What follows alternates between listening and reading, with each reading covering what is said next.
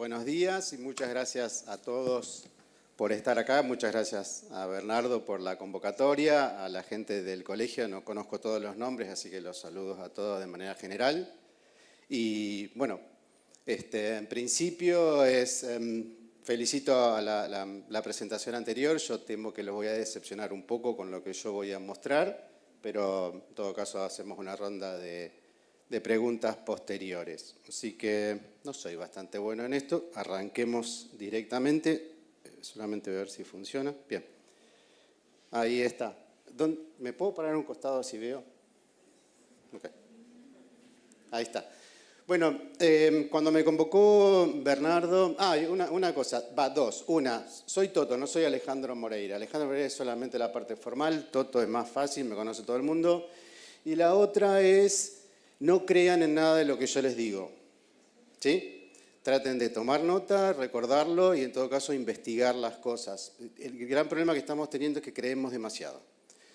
Cuando Bernardo me convocó a la presentación era otra, la charla del panorama de BIM en Argentina y en el mundo. Me parecía un tema bastante trillado, no obstante avancé sobre eso un poco y me interesó mostrarles otras partes. Creo que... ahí está. Esta imagen creo que la han visto por todos lados y es lo único que yo les voy a mostrar bastante parecido a esto. Así que recuérdenla y grábensela porque no voy a hablar nada de eso.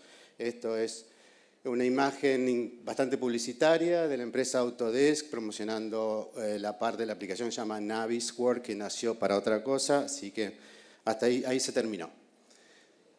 Sí, respecto de la implementación o el nivel de adopción, me interesó mostrarles esto solo. Esto lo pueden buscar cada uno de ustedes si hablen. La aplicación se llama Google Trends. Es bastante interesante porque ustedes pueden incorporar ciertas variables y ciertos rangos de tiempo para ver dónde estamos parados. Lo que yo hice fue averiguar dentro del campo de la arquitectura, buscar qué es bueno, es como esto es una pantalla no anda a lo rojo, qué significa la cantidad de búsquedas en Google desde el año 2004 hasta el presente de BIM, ArchiCAD y Revit. Porque como lo mencionaba Alexander antes, BIM no es una cuestión de software. Esto es worldwide, el rojo es Revit. A veces hay una confusión bastante grande de que BIM es Revit y a veces está confirmado por este tipo de búsquedas. Y el escenario en Argentina es bastante similar. Por allá, cuando los locos arrancamos bastante temprano, era bastante similar, pero ahora la gran confusión es BIM o software, o BIM o Revit, o BIM. No quiero meterme en la pelea ArchiCAD, Revit, realmente no me interesa. Pero básicamente este es el dato más concreto como para mostrarles de lo que es el nivel de adopción. Lo podemos tomar de dos lados. O la gente no sabe qué es lo que está buscando, o se está buscando de una manera completamente diferente a la que nosotros pensamos. Y lamentablemente no se ven muy bien las imágenes, pero para darle un poco de contexto en la región, creo que es Chile, Brasil, Perú y Uruguay, más o menos lo mismo. Revit está en amarillo, ArchiCAD en rojo y la gente que busca en BIM está en azul. Es bastante interesante, no conozco, si hay alguien que conozca gente de Uruguay me explica qué pasó en Uruguay en el último tiempo, probablemente no lo sé. Pero bueno, ¿por qué hablamos del tema que es importante el tema de la información? Si nosotros nos vamos a ver cuándo fue los orígenes de lo que nosotros estamos tratando de hacer, nos encontramos en el presente con el BIM Day, el congreso que generó Bernardo, pero también es interesante ponerse a pensar cuándo arrancó todo o cuándo de alguna manera arrancaron las cosas. Nosotros tenemos que Autodesk en el 2002 compra Revit, pero Revit como empresa empieza a ser consolidada en el año 2000. Y por allá, por el 1982, surgen casi simultáneamente AutoCAD y ArchiCAD. ¿Por qué es importante eso? Porque lo que pasó en estos 20 años entre AutoCAD y Revit, nosotros desde que Revit empezó en la escena, desde que el concepto de BIM está empezando a dar vuelta entre nosotros, ya pasaron otros 20 años. Es hora de que empecemos a pensar de manera diferente. ¿Sí? ¿Por qué? Porque pasaron un montón de cosas en el medio y sin embargo todavía seguimos dando vueltas sobre lo mismo. Si es BIM, si no es BIM, si es un software, si es una discusión que ya debe estar bastante zanjada. En todo caso, BIM para mí es un instrumento, pero lo explicamos después. ¿Por qué?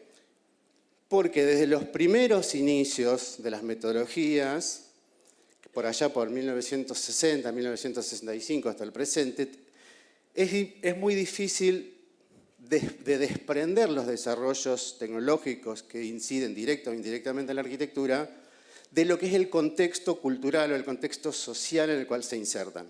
Lo primero fue, para los que son más viejos, la famosa frase I am a man, tiene que ver ya en 1960, la lucha de los derechos civiles, y quizás esta imagen es bastante desconocida para ustedes, pero así como por ahí en los noticieros escuchan que hubo una huelga de actores en Hollywood porque creían que sus derechos como escritores no estaban siendo respetados, también hubo una huelga de arquitectos en Estados Unidos, liderados por esta arquitecta que se llama Peggy Dimmer, autora de muchos libros, que empieza a poner sobre la mesa la discusión de si el arquitecto es trabajador de BIM, tiene que ser empezar considerado desde otra manera.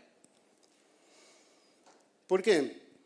Porque ahí empieza a ser importante la parte de la información y cómo se desarrollan las organizaciones, pero para entender cómo la información se desarrolla en las organizaciones, tenemos que entender cuáles son las organizaciones.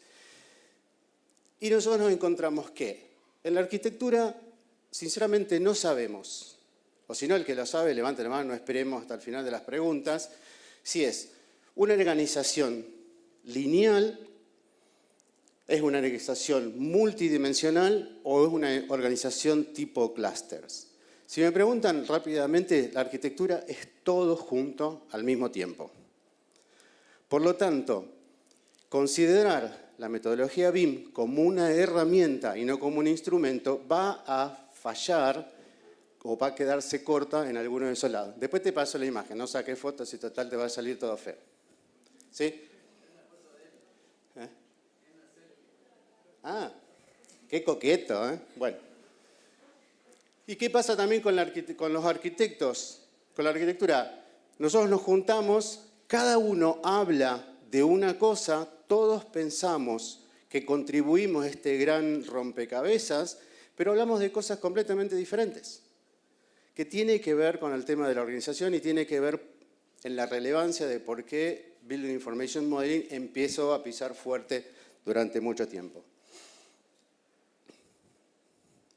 ¿Por qué? Porque hay que reconocer las estructuras de las organizaciones. La mayoría de nosotros hemos crecido, los más viejos, por ahí los más jóvenes es distinto, pero ahí se rió uno, los más viejos, crecimos en una estructura que se llama la estructura roja, que es, vos hacés lo que te digo, chito la boca y andá a bañarte. Esa es una manera, una generación. Después salió otra generación, que es la generación de la pirámide de el que está arriba supuestamente sabe más que vos, el que está abajo, y hay una estructura piramidal de la gran falacia de la base de la pirámide ancha, que lo único que hace es que consolida el que está arriba. Después hay otro tipo de estructura que también es generacionalmente muy interesante, que es la estructura del descubrimiento, donde lo que vos hagas, a donde vos te transportes, empieza a tener cierto mérito. Sobre el final del siglo XX está la estructura más participativa, la estructura que se llama verde, la estructura de que empieza a ser la colaboración, la integración, empieza a ser un común denominador dentro de las organizaciones, cualquiera sea el fenómeno, ya sea arquitectura, construcción, ingeniería, farmacéutica, lo que quieran. Y nosotros nos encontramos en el presente con un tipo de organización donde en los inicios del siglo XXI, y sobre todo los estudiantes o los que son más jovencitos, van a estar más relacionados con este tipo de cosas, donde el ser humano empieza a ser la parte más importante de cualquier organización. Esto no significa que no hay que considerar los desarrollos tecnológicos, que no hay que considerar las innovaciones tecnológicas, pero sí desde un punto de vista humano, desde un punto de vista de la intervención del que lo usa. ¿Por qué? Porque, en definitiva, podemos hacer un testeo. Alguien tiene una computadora a mano, ahí vi uno tenía una computadora. ¿Tiene una computadora? Decile a tu computadora que haga algo maravilloso. No escriba, decíselo. ¿Qué hizo? Nada. La computadora es tan sonsa como el que la usa. Por lo tanto, es muy importante el ser humano que opera todo lo que llamamos instrumento, herramienta o lo que quieran llamarlo. ¿Sí? ¿Por qué? Buenísimo. ¿Por qué la integración de la información? Deliberadamente taché la M del modelado, Porque en realidad lo importante es la información. El modelado es relevante, pero es mucho más importante la información. ¿Por qué? Porque si yo incorporo, involucro en ese modelo información incorrecta, simplemente porque la ponga en el modelo, no la va a transformar en correcta. Entonces es muy importante la participación de quien carga la información. Por lo tanto, la relevancia del arquitecto, más allá de la tecnología, es el nivel de conocimiento que tiene. ¿Sí? ¿Y cómo se soluciona? La mayoría de los que están trabajando o que quieren meterse en el mundo de Building Information Modeling ahora, se van a descubrir que ahora estamos atravesados por la famosa ISO de 19650. ¿La conocen? ¿Cuánto cuesta? Si la conocen, la tienen que usar. ¿Cuánto sale?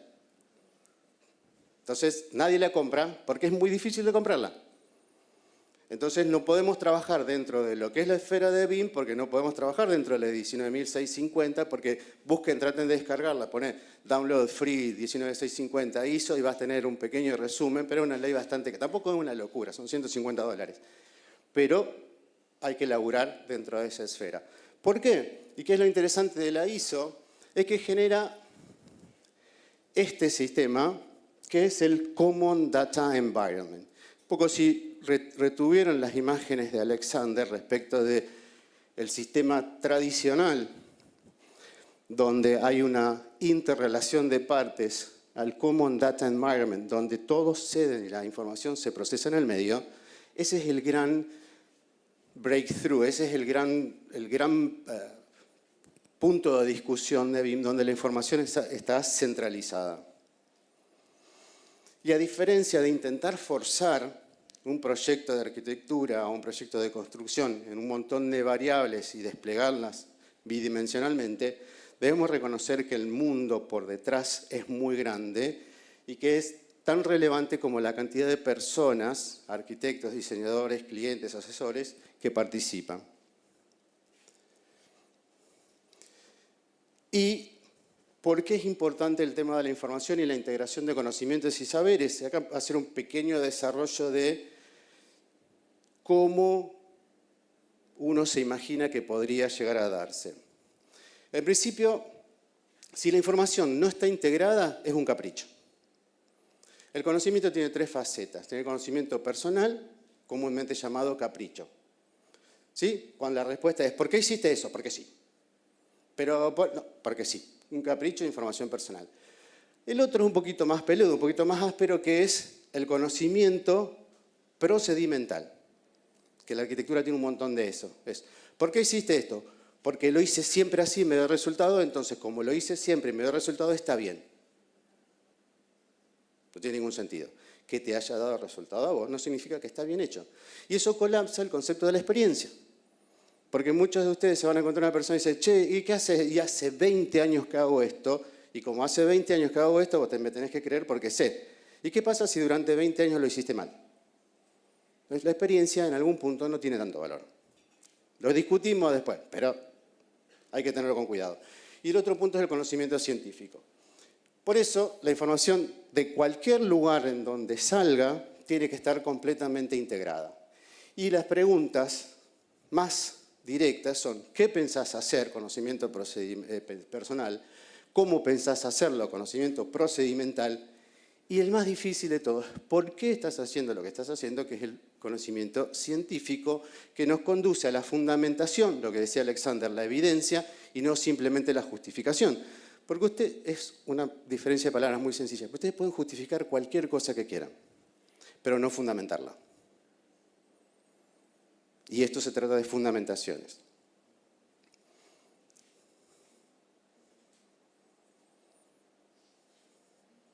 Les juro que hay otra, pero no pasa.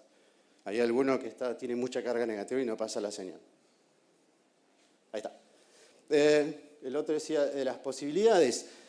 Como hablaba Julio cuando empezamos, de cómo poder desplegarlo, cómo poder desparramarlo, no quiere. ¿Viste que la tecnología tiene lo suyo? Ahí está.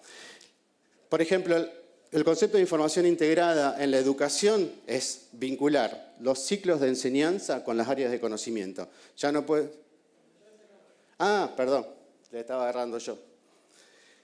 Básicamente es, así como la mayoría conocemos los planes de estudio que tienen cierta horizontalidad y cierta verticalidad, bueno, la idea es que empiecen a trabajar todos juntos. Desde el punto de vista de la práctica, también tiene que existir relación e información integrada en todos los puntos. Y desde la gestión también. Le voy a dar ¿qué es lo que motiva eso? Así no nos pasamos de tiempo. Así como hay un montón de obras que ustedes pueden empezar a ver en cualquier lugar donde busquen. Yo soy viejo, para Instagram me resulta bastante novedoso, pero sé que está Pinterest y donde encuentren en una imagen maravillosa. También hay un gran componente teórico sobre BIM, sobre lo que decía Bernardo al inicio, sobre los errores. Hay un montón de libros que documentan todas las fallas estructurales de BIM, como para darle volumen a lo que estamos haciendo. Y los ejemplos es... En el 2009 presentamos un proyecto que era el Centro de Estudios del Entorno Proyectado y Construido, tanto en la municipalidad como en el colegio. ¿Por qué? Porque en definitiva lo que necesitábamos era tener información del entorno proyectado y construido para poder administrarla. Posteriormente, en el 2010, ya esto a nivel provincial, la propuesta del Centro de Entorno Proyectado y Construido empezó a vincular diferentes partes, lo que es la gestión, y no me acuerdo en este caso lo que dice, pero es siempre el concepto de la información integrada. Después del 2010 nos dimos cuenta que quizás la parte pública y la parte privada necesitaba otra atención y empezamos a desarrollarlo desde la educación. Empezamos a trabajar con los conceptos BIM a través de la integración y colaboración tecnológica en arquitectura, modificando los planes de estudio. Después trabajamos sobre, en definitiva, los estudiantes son los que son la parte de atrás del plan de estudio y pedíamos que liberen a los estudiantes de la disciplina, porque dentro de todo arquitectura era una disciplina bastante indisciplinada. Después yo desarrollé mi tesis sobre el vínculo del knowledge management con la arquitectura. Pues se generó una materia optativa en la Facultad de Arquitectura, que es integración y colaboración en proyectos de arquitectura. Después pusimos en jaque, a través de diferentes estudios, así como la diferencia de BIM había sido un colapso respecto del CAD, o como el CAD había representado una gran diferencia respecto del dibujo a mano, que es discutible, no es tan así. ¿Qué pasa si nos posamos en una posible era postdigital, donde qué pasa después de que todo esto ya está instalado? Y lo último que desarrollamos fue la tecnología en desarrollos constructivos, que si recuerdan un poco el gráfico de Alexander previo, donde la arquitectura está constituida por procesos lineales, concatenados, donde uno parece que empieza y termina el otro, se pasaría a una figura donde todo tiene que ver con todo en todo momento. ¿Sí? Y ahí creo que